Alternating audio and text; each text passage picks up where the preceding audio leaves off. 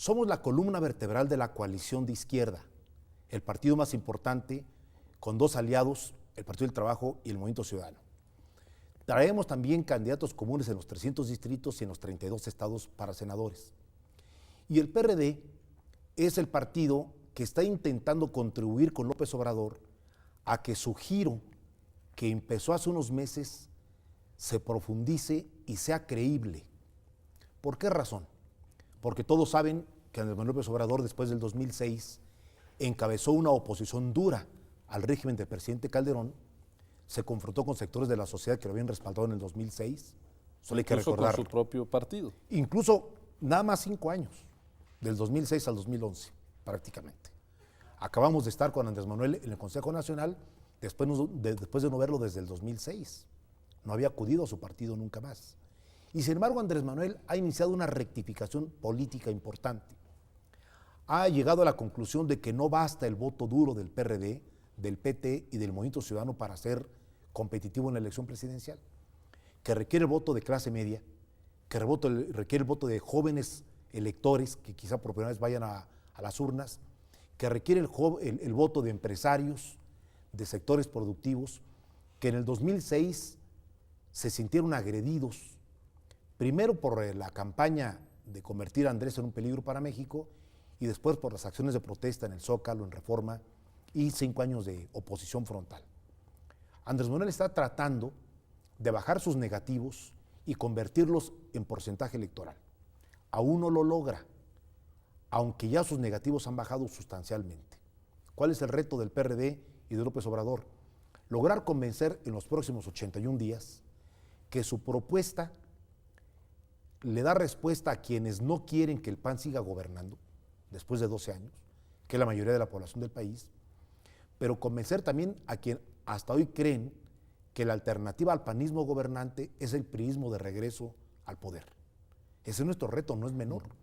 Si logramos convencer a los electores con López Obrador a la cabeza, estaremos en la contienda presidencial. Si no lo logramos, nos mantendremos en el tercer lugar hasta el final.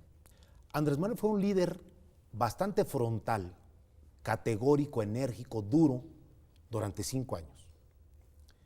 De pronto se da cuenta de que eso no lo va a llevar muy lejos en la elección presidencial y da un giro hacia el centro, pero tenue.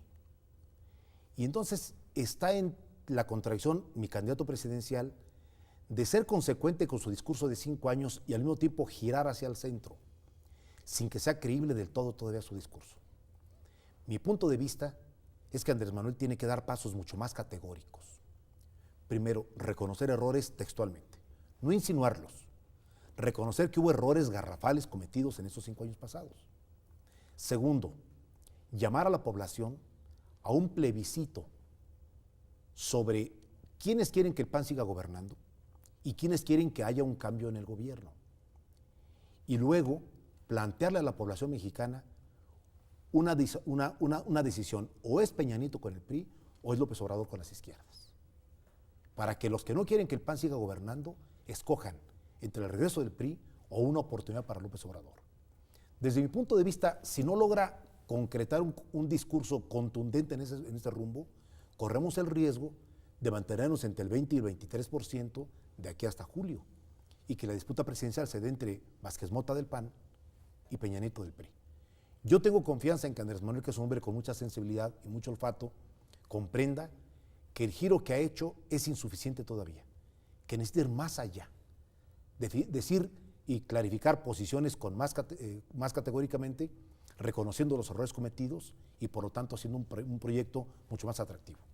El principal error de la campaña de López Obrador en el 2012, hoy, es que está repitiendo el esquema de no utilizar la estructura de los 3 partidos, sino de utilizar una estructura que se llama Morena, que no es ni partido, ni organización, sino es un conglomerado de gente alrededor de Andrés Manuel, pensando que con Morena va a cubrir las casillas, va a hacer propaganda, va a llenar los actos y va a defender el voto, ignorando los partidos. Así lo hizo en 2006, fue un gravísimo error. Hoy lo está repitiendo otra vez. Estamos tratando de convencerlo de que eso no debe ser así. ¿Qué tiene que hacer Morena en los spots de televisión o de radio? Si Morena no va a estar en las boletas.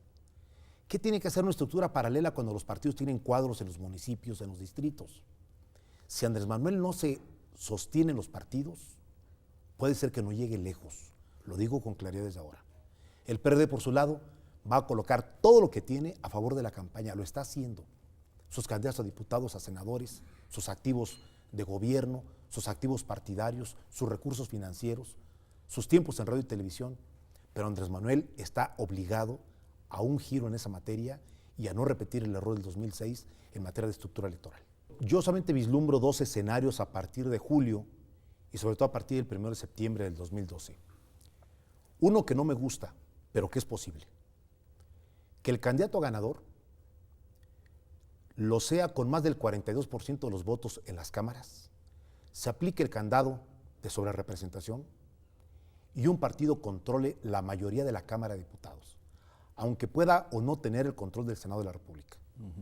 Pero puede darse que tenga la mayoría en las dos cámaras. Con un presidente con el control de las dos cámaras nos regresaríamos a los tiempos de José Luis Portillo, de Luis Echeverría, de Gustavo Díaz Ordaz. Un presidente con todo el control legislativo para hacer y deshacer durante 6 años. Hay un segundo escenario, que el presidente gane con más del 40-45% de los votos, pero que su partido no logre llegar al 40% y no tenga mayoría en las cámaras. ¿Cómo gobernar al país entonces 6 años más? No veo más posibilidades que quien gobierne, sea del partido que sea, convoque a un gobierno de coalición, que se concrete primero una coalición legislativa alrededor de un programa de gobierno y que luego pase a ser una coalición gobernante en el gabinete, multicolor, con los partidos que acepten una directriz para sacar adelante las reformas que el país requiere. No veo otra posibilidad. Ahora, a mí me gustaría que en el segundo escenario López Obrador estuviera al frente de eso, pero puede ser que esté Josefina o puede ser que esté Peña Nieto. Eso está en manos de los electores. Que no le he escuchado a Andrés Manuel ningún discurso en lo que va de la campaña de 2012 que diga que si él es presidente y no tiene mayoría parlamentaria, convocará a otros partidos a conformar una mayoría legislativa que sea a base de un gobierno de coalición. No se le ha escuchado a Andrés Manuel hasta ahora. Me gustaría escucharlo. Sería una buena oferta. ¿Escuchar del PRD estas definiciones pensándose desde la oposición? Sí, me parece que los senadores y diputados del PRD, que con el voto de los mexicanos lleguen en septiembre a las cámaras, van a tener que enfrentar, si no ganamos la presidencia de la República, la misma disyuntiva que yo y mis compañeros senadores enfrentamos en el 2006. ¿Qué hacemos con la fuerza electoral que nos dieron las urnas? ¿La desperdiciamos en infiernitos y en una oposición permanente, pero marginal?